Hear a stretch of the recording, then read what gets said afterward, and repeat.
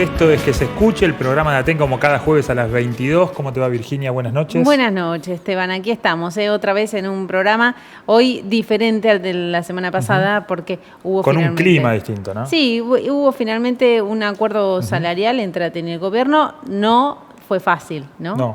Pero bueno, ahora vamos a estar ampliando bien en detalle el acuerdo al que se arribó, cómo fue la negociación y bueno, todo tipo de cuestiones. Por supuesto vamos a seguir hablando de la situación en las escuelas, la situación edilicia, la adaptación a la vida de pandemia, a la educación en pandemia, que no es un tema menor. Sí, aquí en Neuquén y también en algunos lugares del interior de nuestra provincia. Pero bueno, estamos con Marcelo Baliardo, secretario general de Aten Provincial, para hablar de esto que decía Virginia recién, ¿no? Este acuerdo tan importante alcanzado a principios de esta semana. Marcelo, ¿cómo te va? Buenas noches, bienvenido. Muy buenas noches a todos y a todas. Muy buenas noches también a los compañeros que están viendo el Que se escuche. Ha sido una semana muy intensa, esta que estaba terminando, que viene precedida de un año de estar reclamando y de estar instalando una agenda de la educación en tiempo de pandemia ante una sociedad que miraba con cierta preocupación todo este proceso que se estaba dando en las escuelas. Digo, porque me parece que el año pasado fue un año en el que la comunidad también se encontró de pronto con que su casa se convirtió en el espacio de aprendizaje de nuestros hijos y de nuestras hijas. No se tuvo más esa institución que es la escuela, y los maestros tuvimos que adaptarnos a trabajar en nuestras casas. Perdimos muchas posibilidades de trabajo, perdimos salario, se deterioró nuestra condición para trabajar. Y se deterioró, obviamente, los procesos de enseñanza-aprendizaje en todos los niveles y modalidades. ¿Nos pasó solo en Neuquén? No, pasó en toda Argentina y en más de 180 países del mundo. Digo, para tener un poco de dimensión de lo que ha sido este tiempo. Y durante ese tiempo planteando una agenda que tenía que ver con situaciones que yo antes planteaba relacionadas con las cuestiones de tipo laborales, ¿no?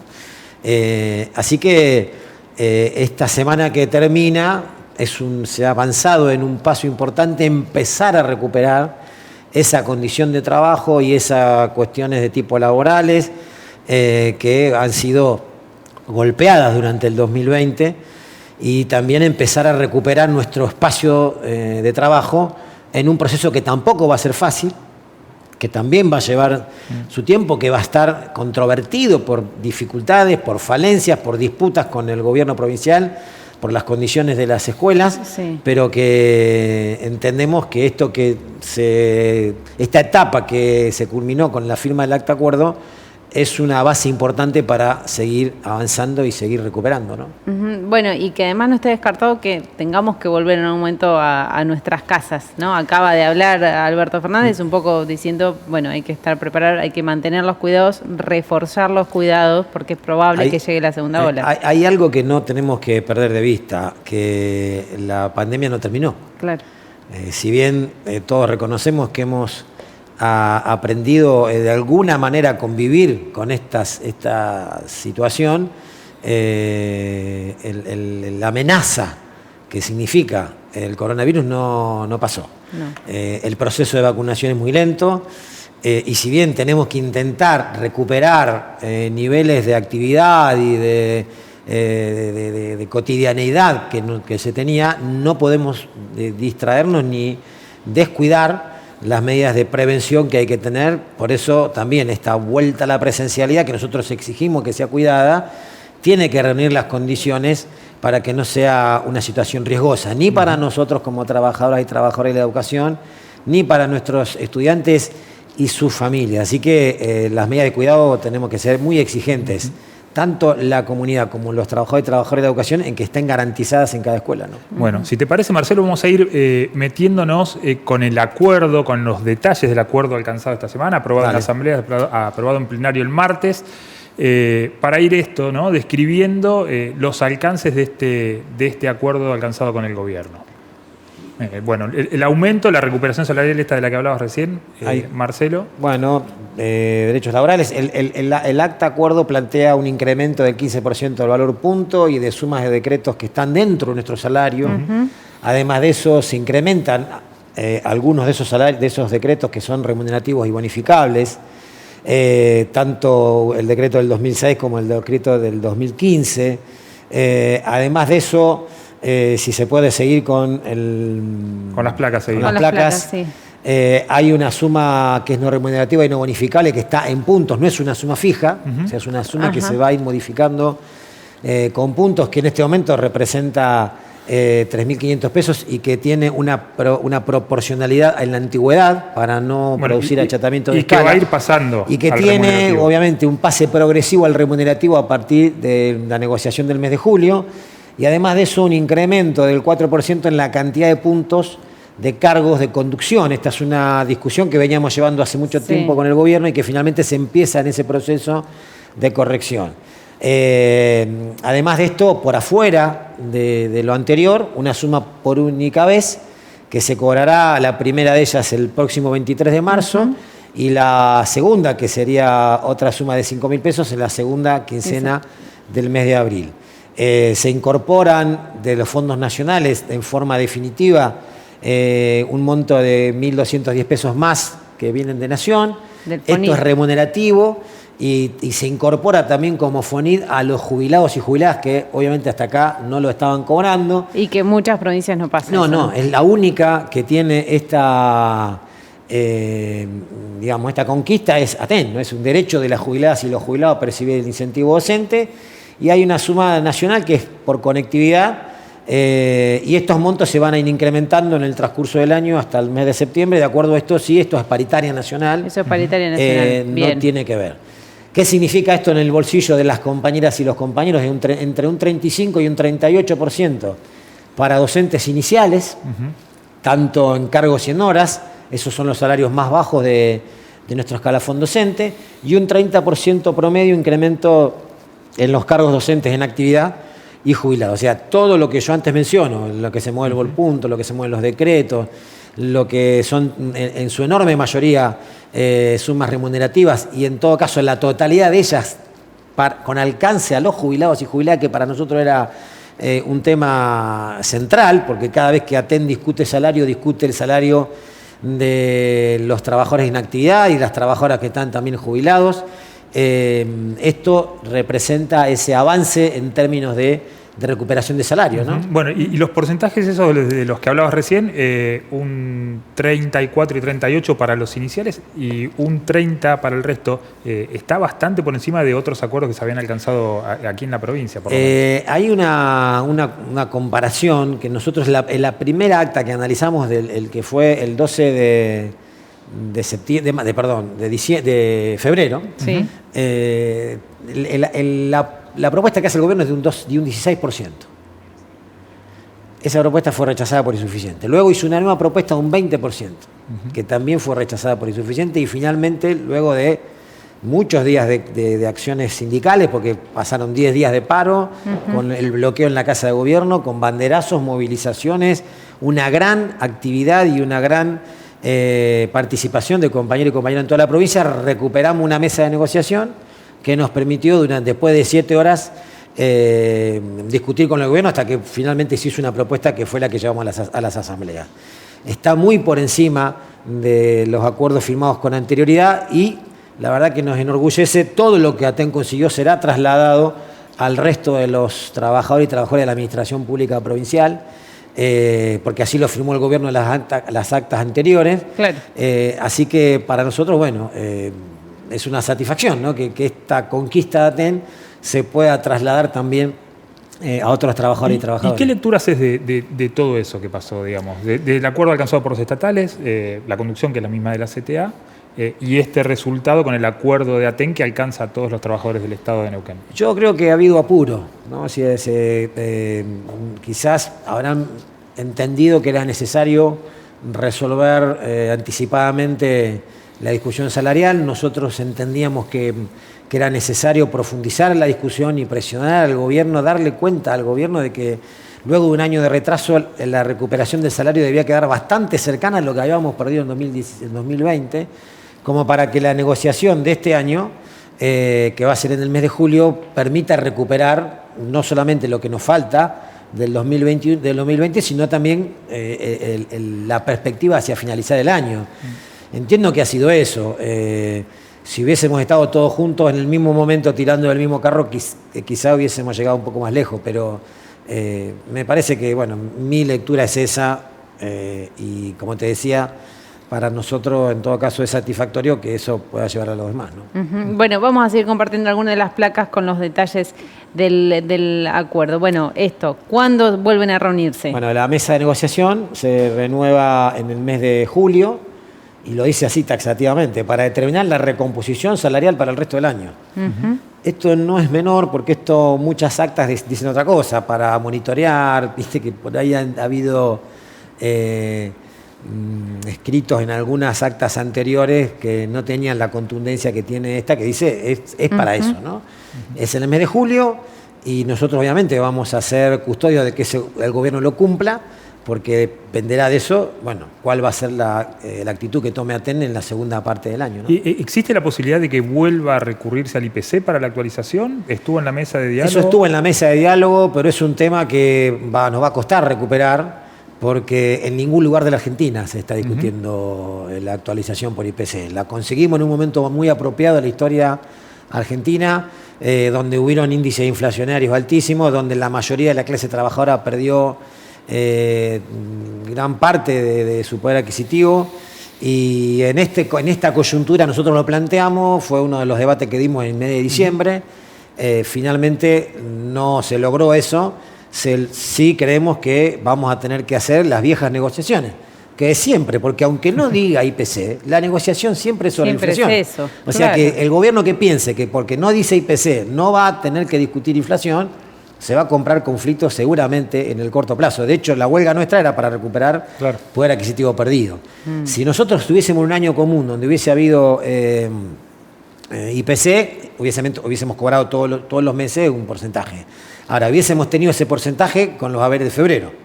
Ahora lo tenemos con los haberes de marzo, con una pérdida porque no está todo recuperado, y el próximo IPC lo iríamos a cobrar julio, mayo y agosto. Entonces, en julio será la negociación donde tenemos que discutir el porcentaje que va a corresponder a toda la primera parte del año y lo que nos deben del año pasado, ¿no? ¿Y qué lectura haces, digamos, de la dilación del gobierno en negociar? Yo creo que el gobierno siempre se equivoca con Aten, ¿no? El gobierno juega a un desgaste, apuesta a que haya una comunidad que se vuelque y que hostigue el conflicto docente. Y me parece que fue un gran error, porque una cosa que caracterizó a este conflicto es que la comunidad me parece que veía que la responsabilidad era claramente del gobierno. Porque esto, como dije al principio, no empezó el 3 de marzo, esto empezó el año pasado. Finalizamos el año con una ocupación pacífica de la Casa de Gobierno para tener una mesa de negociación, que logramos porque intervinieron organismos de derechos humanos, defensores del pueblo. Entonces, todo eso favoreció que se convoque a la mesa de diciembre. Una mesa que se convocó el diciembre, el 18, después pasó al 28, después el 5 de febrero. Es decir, la dilación no fue del 3 en adelante, viene con anterioridad, y me parece que la comunidad se dio cuenta que había un gobierno que estaba sin iniciativa para resolver. Y yo quiero hacer un reconocimiento público a las organizaciones que estuvieron con Aten. Estuvieron las organizaciones sociales que son del territorio, bancando el reclamo de los maestros y exigiendo al gobierno una mesa de negociación.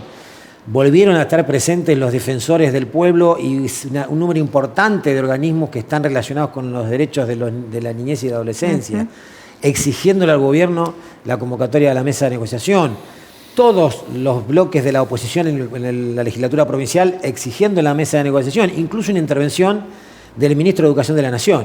Es decir, Aten no solo que logró unidad interna para poder de manera contundente realizar acciones que se pudieron plasmar y sostener durante el tiempo que fue necesario en la calle, sino que además logró articular afuera de la organización respaldos y solidaridades que actuaron como una gran presión al gobierno para que tuviese que convocar a esa mesa de negociación, ¿no? Y de acuerdo a esto que te preguntaba, Vir, es algo que es histórico acá en la provincia, ¿no? Esta postura de los gobiernos del MPN con no sé si es con Aten o si es con la educación, digamos, ¿no? Sí. Pero es una cuestión de prioridades que tiene el gobierno. Evidentemente los gobiernos del MPN no suelen tener la educación. Bueno, el tema es que no la tiene el gobierno, no está en la preocupación de muchos actores políticos sociales.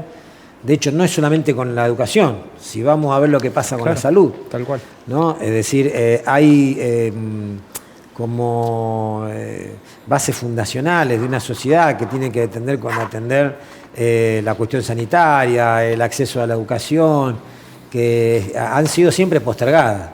Entonces, contra eso, bueno, no cabe otra que ser fuerte desde el punto de vista organizativo. Esto que yo antes decía, articular con otras y otros sectores para poder hacer visibles los reclamos y en todo caso también hacer visible la dilación del gobierno y que el peso de la responsabilidad caiga sobre quien tiene que caer. En otras oportunidades no nos pasó eso, sino que la dilación del conflicto se la responsabilizaba la intransigencia de Aten. Bueno, acá quedó claro que Aten, como otras veces quedó también en evidencia, no es que el que tiene la intransigencia, sino que lo que está disputando al poder real, a la distribución de la riqueza de una provincia como esta, un lugar, ¿no? Y un respeto y una dignidad. Vamos a invitar al programa a Cintia Galeto, secretaria general de Aten Chosmalal, para que también nos cuente cuál es la situación allí respecto a las escuelas. Cintia, muy buenas noches, ¿nos escuchás por allí? Sí, hola, buenas noches Virgi, para vos, para los compañeros que están llevando adelante el programa y un abrazo enorme a nuestro compañero secretario general Marcelo Guaterbo. Bueno, queríamos que nos cuentes, que nos actualices la situación de las escuelas allí en Chosmalal y en toda la seccional de Chosmalal. Mira, nosotros hemos tenido un inicio en el día de hoy, una vuelta a lo que anhelamos todos y todas, que es la vuelta a la presencialidad segura. En varias de las escuelas de acá de Chosmalal, pero también tenemos que decir que, bueno, hubieron varias escuelas que no han podido iniciar, no justamente por falta de mantenimientos mínimos, sino lamentablemente por cuestiones de mejoras en términos de obras que no han sido resueltas durante todo el 2020 por el gobierno de la provincia. Digo, la escuela 254 está sin, de acá de Chosmalal particularmente, está sin poder concluir con una obra de gas que lleva más de un año sin tener respuesta. La escuela de Huantraico está más o menos en las mismas situaciones, lo mismo que la escuela de Cochico, por ponerte algunos de los ejemplos. Son dos puntos que nos preocupan de sobremanera en la zona norte particularmente, como te digo, uno tiene que ver con obras de arreglo de los edificios de las escuelas y el otro punto clave es el faltante de auxiliares de servicio y su tardía cobertura. Eso hoy nosotros y nosotras estuvimos reunidos con el intendente de la localidad de Chosmalal planteándole este tipo de situaciones y también estuvimos reunidos durante la tarde con los compañeros y compañeras de salud que forman parte del COE a nivel regional para poder charlar un poco en relación a cómo volver a esta presencialidad segura que todos y todas queremos y cómo Aten también puede contribuir para ese proceso, ¿no? Cintia, ¿y se pudo acordar algo de cara al futuro, a la vuelta? ¿Qué van a hacer en los próximos días, la próxima semana?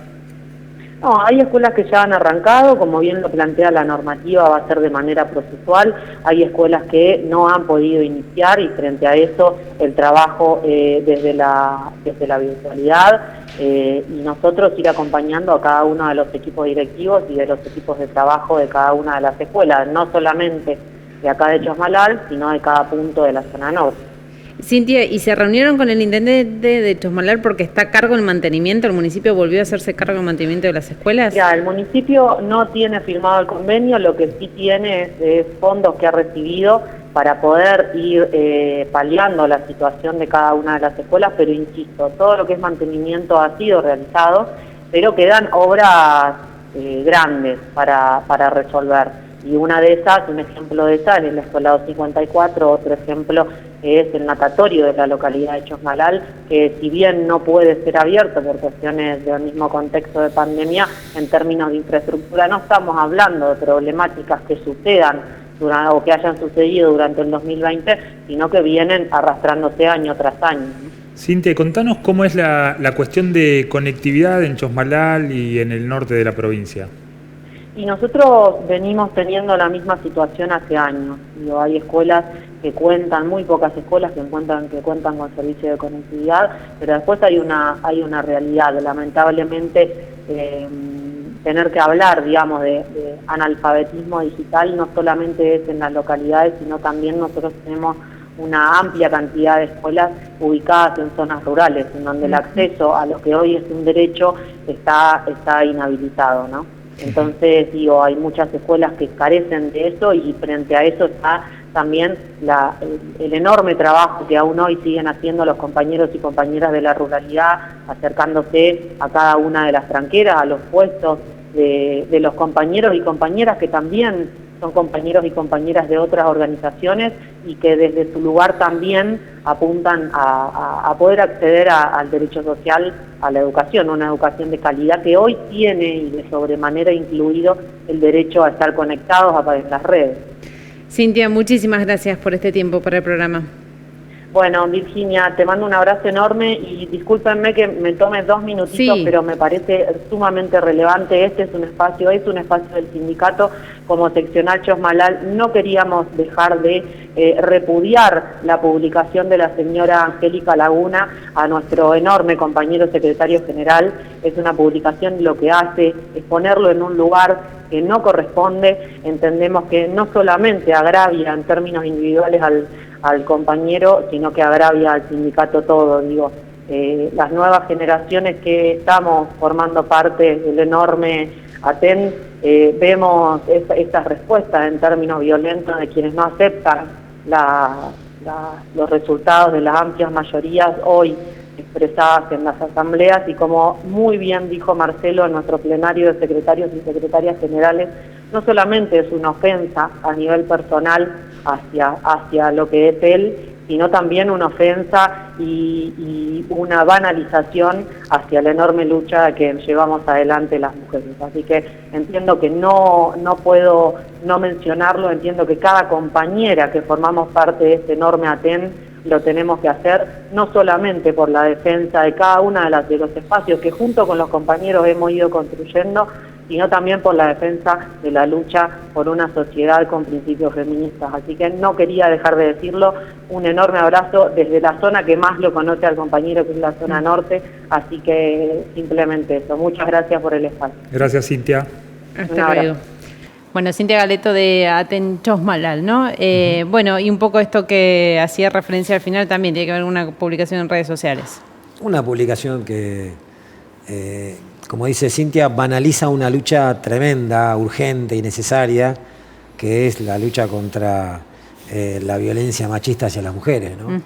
Y sea, bueno, yo no voy a profundizar en el tema, creo que ya Cintia lo hizo muy bien, pero eso es lo peor, ¿no? Eso es lo peor que tiene eso, porque es trasladar una discusión interna de una organización sindical un tema de tanta...